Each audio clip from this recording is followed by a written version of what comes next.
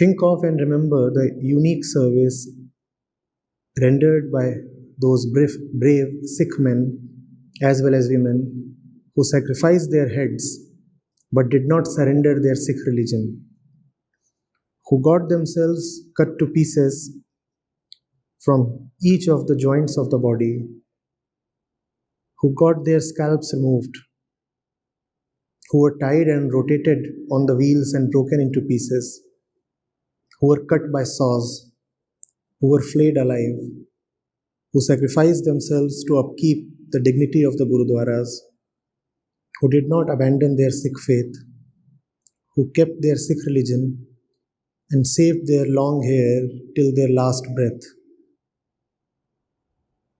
Uttar Vaheguru, wondrous God.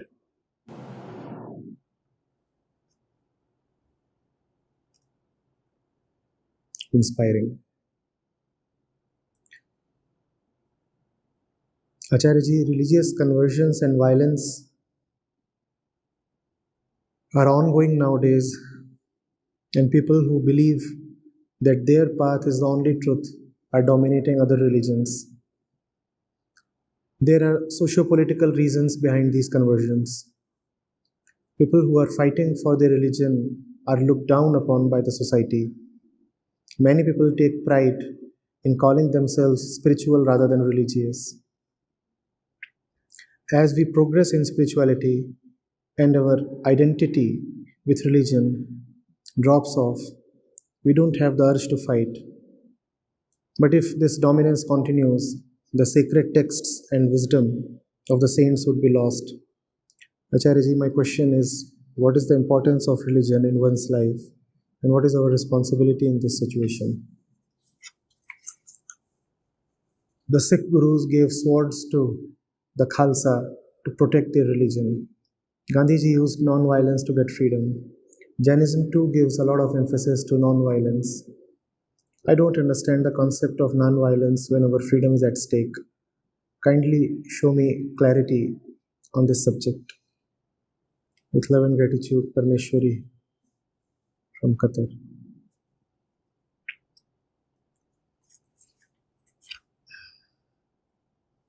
So 2 questions you have asked. One, what is the importance of religion in one's life vis-a-vis spirituality?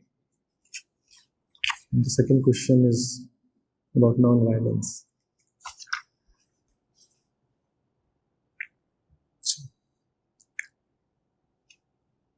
Parmeshwari, it is fashionable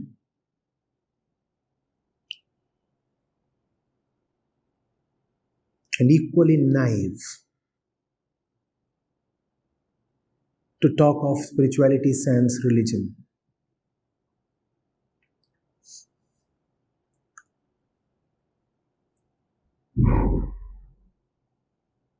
Religion is the pathway.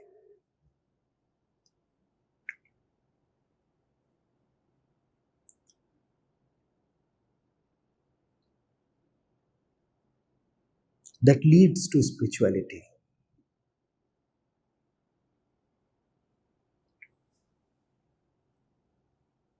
And at the center of spirituality is godliness.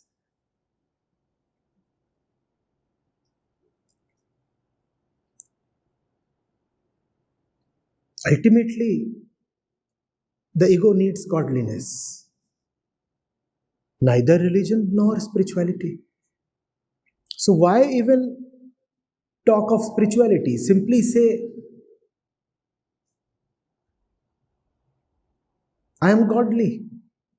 Why say I am not religious, but I am spiritual? The fact is, it is impossible for 99.999% people to be spiritual without religion. Just as it is impossible for 99.999% people to just by grace find liberation without delving into spirituality. You cannot be accidentally spiritual. Religion is needed. If religion has been distorted or corrupted or polluted, then redeem it, refine it, liberate it of the pollution.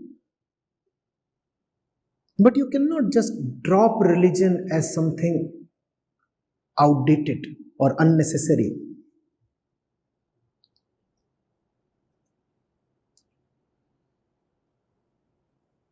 What is the difference between religion and spirituality?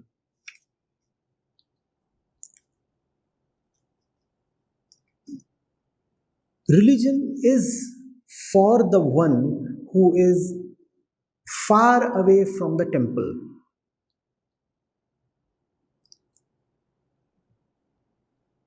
As most people are.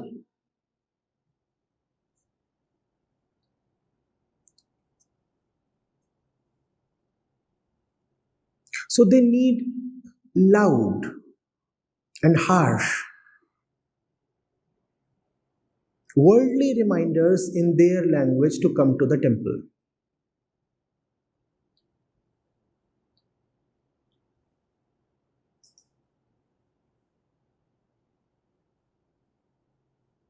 So they will need, for example, festivals. There's nothing called a spiritual festival, but there are religious festivals. Why are festivals needed? So that people who are usually far away from godliness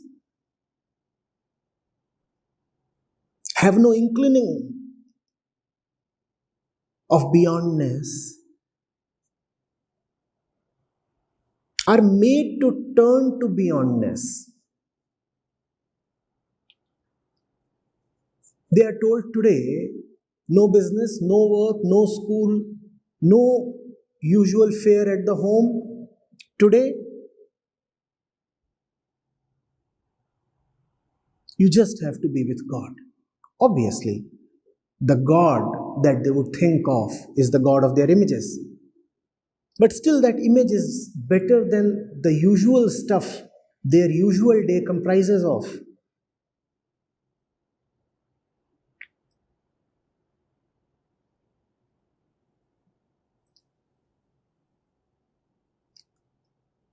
Religion is like the call of the muezzin. It is meant to wake you up, and it travels far and wide.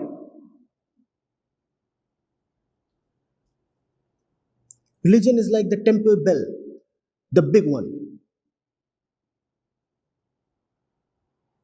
Its toll travels up to miles.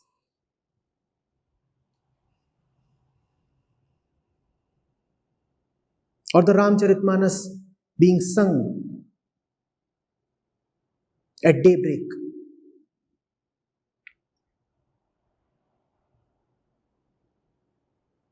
Who comes to hear the chopais? Even those who have very little to do with Ram.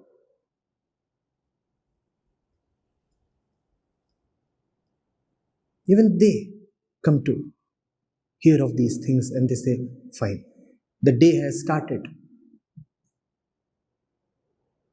with at least the word Ram falling in my ears. That is religion.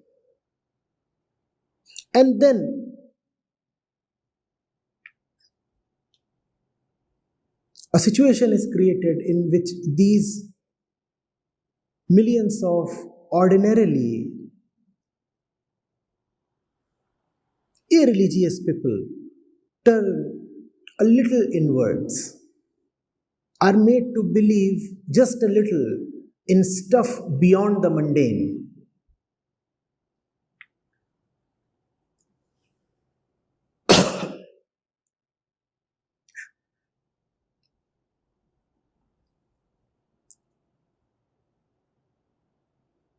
Religion is that which makes you put a Krishna idol at home.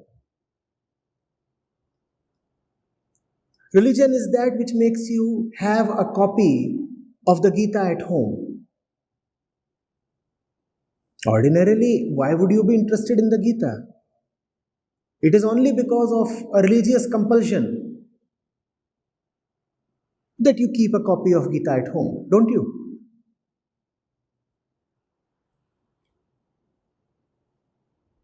And your home might consist of 20 people. Then, of these 20 people, across several generations, in 100 years, in 200 years, it happens that one boy or one girl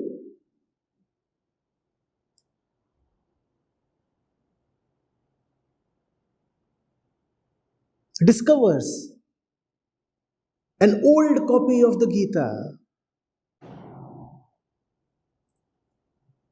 lying, covered in all due respect,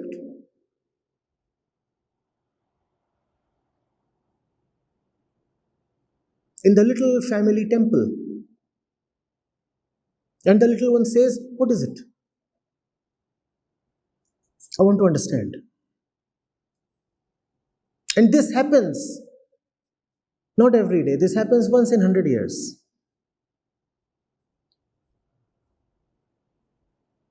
Maybe 200 members of the extended family over several successive generations would have seen that copy of the Gita lying in the temple, but nobody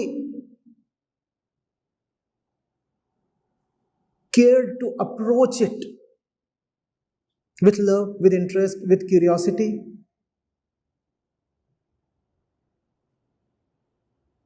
They just said, "Oh, it's a holy book. It's a religious requirement. It is a religious requirement that the Krishna idol is there and a copy of the Gita is there. It's a religious requirement. It's kept there."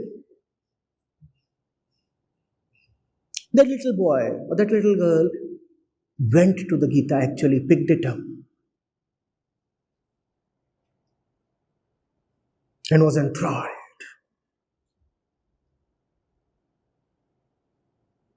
Krishna cast his spell.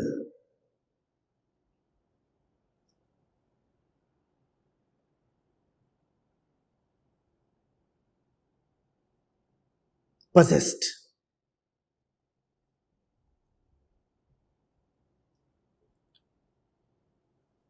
Greed and fear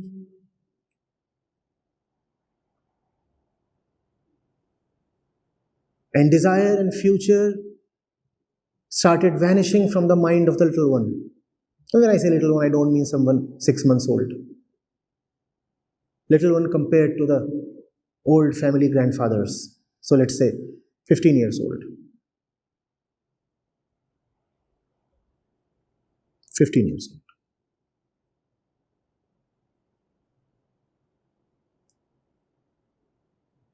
And Krishna takes over.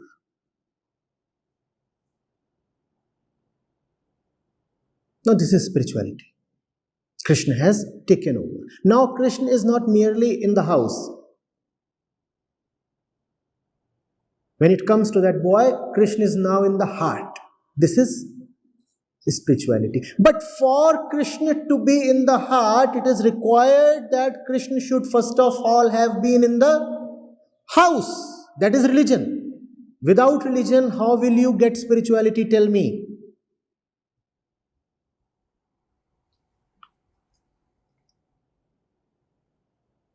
Magically it is possible, but you are unnecessarily raising the odds.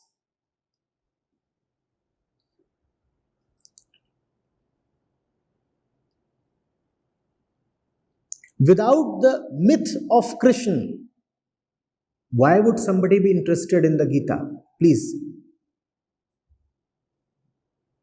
Without the beautiful panorama that has been woven and visualized around Krishna, why would somebody go to the Gita?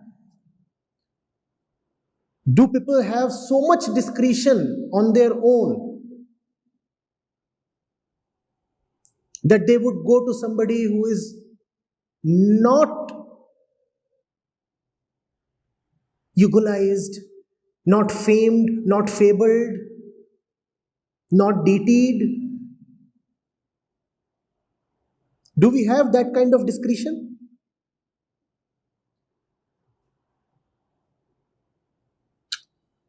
If Krishna were not a popular god, I'm asking you, how many people would go to the Gita?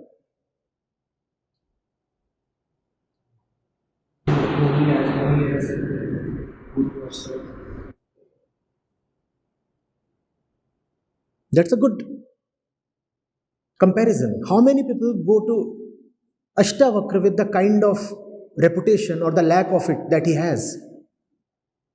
And the Gita of Ashtavakra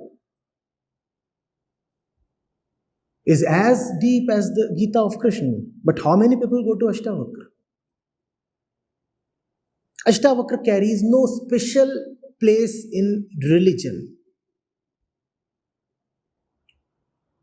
So his Gita has not succeeded in being useful.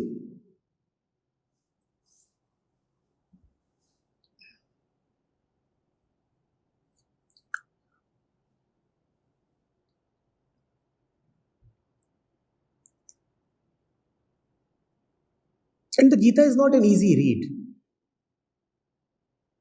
It is counterintuitive. It asks you to not to expect results from your actions. It tells you that even if you kill someone, there is something that does not die. The mind does not want to accept these things. The mind is not conditioned in the physical sense to accept these things. If Krishna were not a god, would you continue reading Gita even after Krishna said that he has been present since eternity and Arjun too has been present since eternity? You would say, what nonsense?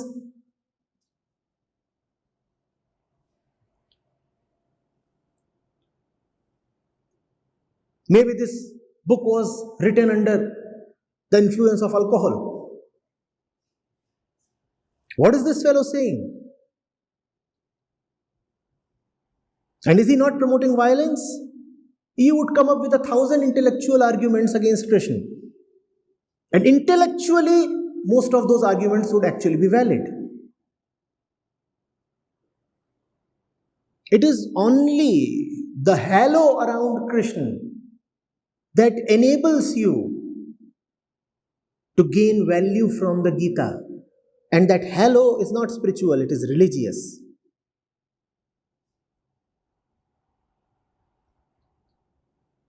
Without Krishna being who he is, would the Gita be what it is? The spiritual ones say, we like the Gita, but we do not like the myths associated with Krishna. Fair enough, but tell me, how long would the Gita survive sans Krishna?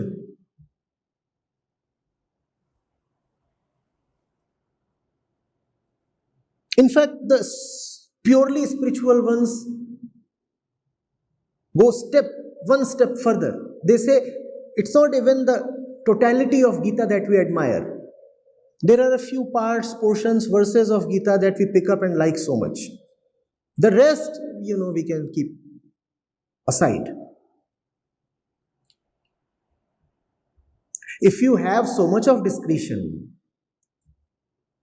that you can pick stuff from spiritual texts, then why do you need spiritual texts at all? Your own discretion is good enough, capable enough to carry you through life.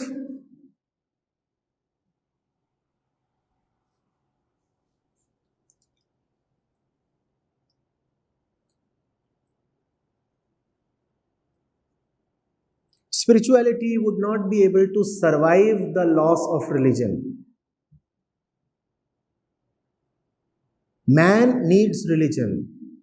I do not know whether man is physical, I do not know whether man is social, but man has to be religious.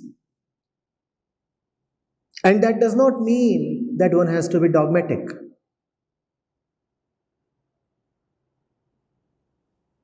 Religions in general themselves have been a flux, especially in India. There has been all liberty to let religion evolve. Religions have responded to the changing times. Religions have branched out,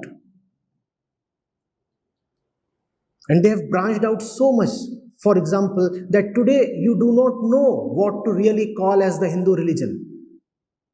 It's a vast banyan tree, and you do not even know where the so called original roots are. And all that is wonderful and beautiful and all right. Let religion grow, spread, branch out. Let the useless, outdated, or harmful parts die down. In other words, let there be a renaissance. Let there be a renovated religion. But do not say that man does not need religion. We live in stories. We need religious stories as well. Otherwise, the worldly stories will just sit upon the mind, occupy it, and become so heavy that man will crush under their burden.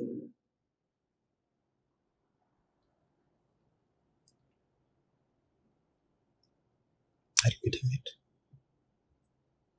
I'm not saying that it is impossible to be spiritual without being religious, but that is the prerogative of one in a million people. An Ashtavakra can say that he does not follow any religious rituals and is yet deeply spiritual. But look at the common man. Look at the ones who are boasting that they are spiritual but not religious. Do they have the grace of an Ashtavakra? Their ego is making them attempt to match Ashtavakra.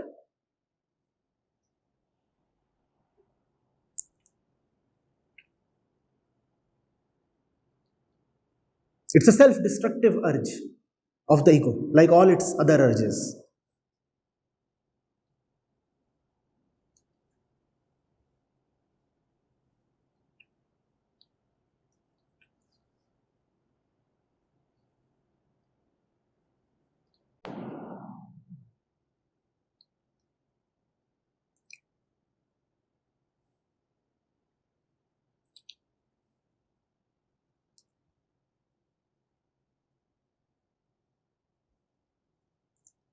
The essence of Kabir Sahib's teachings is spiritual. But today is Kabir Jayanti.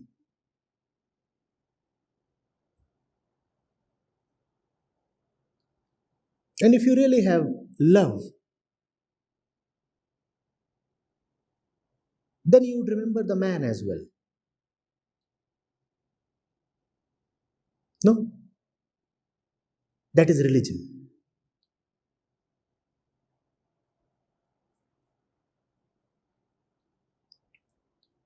Religion is honesty. Honestly, we are all body identified, are we not?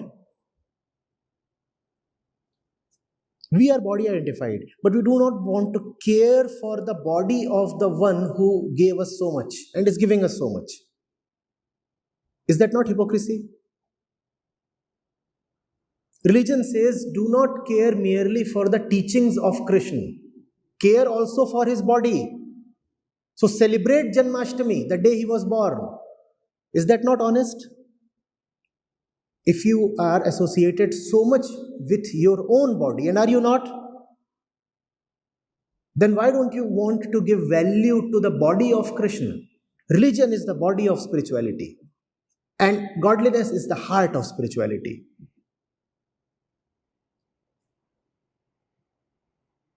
Are you getting it?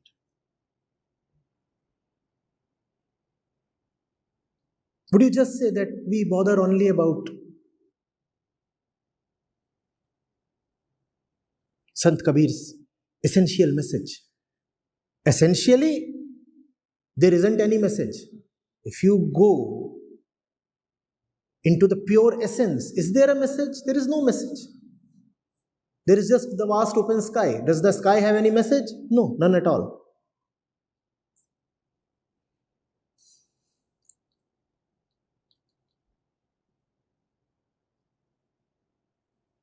Religion is practical. Religion is honest. Religion is earthly.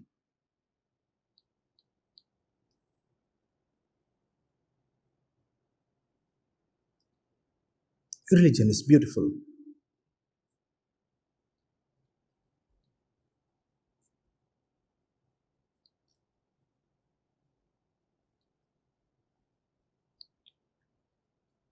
We will talk about the toxic effects of religion on contemporary life. Truly, there are toxic effects of misplaced and blinded religiosity on the world. But do you want to throw the baby out with the bathwater? The toxic effects of dogmatic religion are all visible. But why do you forget that the deep teachings of the religions are all that is ensuring order in this world? Otherwise, what would man be? Just another animal.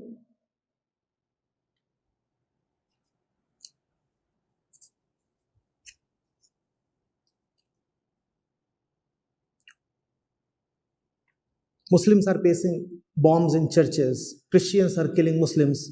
You say, see, religion is the evil's agent. Man does not need religion. Why does somebody need to be a Muslim? Why does somebody need to be a Christian? Religion only makes people fight against each other. But I'm asking you, where does all the love and compassion in the world come from? Please tell me. Were you born with love and compassion? Have you emerged from your mother's womb? You will say, no, but I was born in an agnostic family. We did not even discuss religion. Sir, religion is in the air. Your family might not have supplied religion to you, but still, this entire world is running on a religious order. You absorbed religion from everywhere. Otherwise, why should one man not cut the throat of another man? Do you think it is a scientific value to help others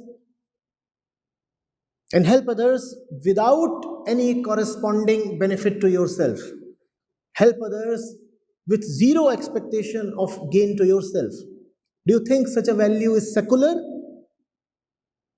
or scientific or modern or intellectual or logical? No, sir, it's a religious value. And we have been ungrateful that we have not acknowledged the central, very pivotal contribution of religion to the development of mankind.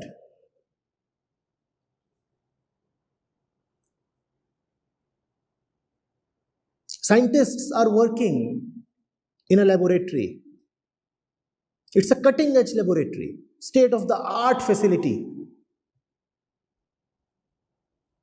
What makes the scientists cooperate with each other? Merely expectations of gain?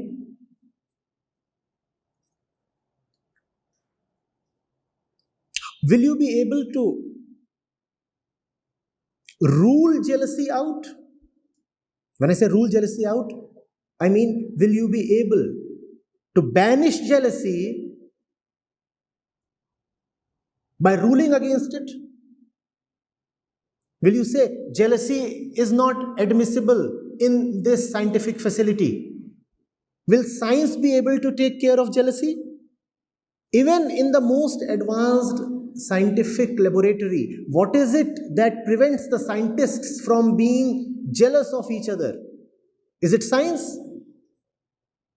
Would nuclear physics empower the nuclear physicist to shun jealousy? No, it is religion. It is not common sense. Please do not say, oh, but these are universal human values. No, there is nothing called universal human values. In fact, there is nothing called human value either. Man is made human by religion.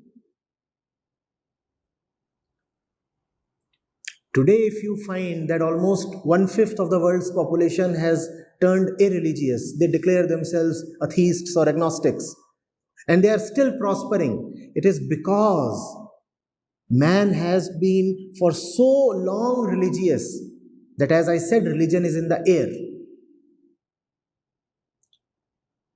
Just as the catastrophic effects of climate change take a few decades or a couple of centuries to show up, similarly, just like deforestation, the effects of de-religiousization will take a couple of centuries to probably show up. That is, if we survive for that long. If you find religion bad, then just honestly consider a world totally without religion. Then probably you will not find religion so bad.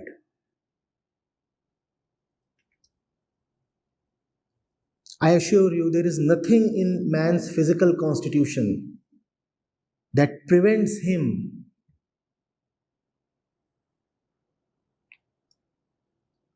from being envious or lustful or tense or attached. In fact, man is designed to be attached and ignorant and violent. It is only religion that tells him, you are not an animal, you are the Son of God. Without religion, who will whisper this in man's ears? Man will just remain an intellectual chimpanzee. Intellectual, nevertheless, a chimpanzee.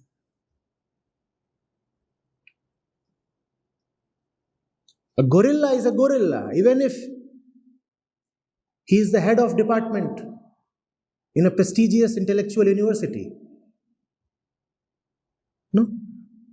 Intellectual gorilla. What do I mean by that?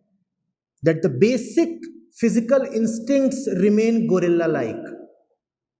On top of those instincts sits the intellect. But the basic gorilla instincts are very much there. That's what is an intellectual gorilla. Intellect can at most bring you to that point. It cannot make you human. What do you want to be? An intellectual gorilla or a simple human being?